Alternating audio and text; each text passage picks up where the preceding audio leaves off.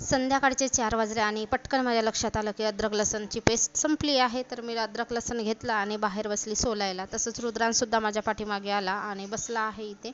आणि इथे बघा शेतातली कामं चालू आहेत लोकांची. सारखा पाऊस येतो त्याच्यामुळे नांगरणी तर होऊनच जाते, शेताची मशागत चालूच आहे. आणि इथे रुद्रांश मला चुरू गोष्ट सांगतो, त्याच्यामुळे माझे पण अद्रक लसण सगळं सोलून झालं. आणि संध्याकाळी गेलो आम्ही तुमसरला, कपडे खरेदी करायचे आहेत, आहेर वगैरे, कारण आता आम्हाला जायचं आहे लग्नाला. त्याच्यामुळे आमचं जायचं आणि रेल्वेची फाटक बंद पडली, तर मग आम्ही थांबलो तिथे 5-1 मिनटं. तिकडून खरेदी करून आल्यानंतर चहा पाणी झाला. त्याच्यानंतर तिकडून येता येता चिकन आणलं होतं, तर चिकन बनवते. खरं म्हणजे उद्या 1 तारखेला रुद्रांशच्या पप्पाचा वाढदिवस आहे, त्याचं सेलिब्रेट करण्यासाठी, कारण गुरुवार पडतो आणि गुरुवारी सगळं स्वच्छ करायचं असतो घर. तर इथे बघा आहेराचे कपडे घेतलेले आहेत मी. आणि बराच वेळ झाला होता जेवायला, आम्हाला 9:30 वाजले रात्रीचे जेवायला. कपड्यांबरोबर रुद्रांसाठी सुद्धा एक ड्रेस घेतला. जेवण झाल्यानंतर बघा किचन मस्त असं क्लीन करून घेतला.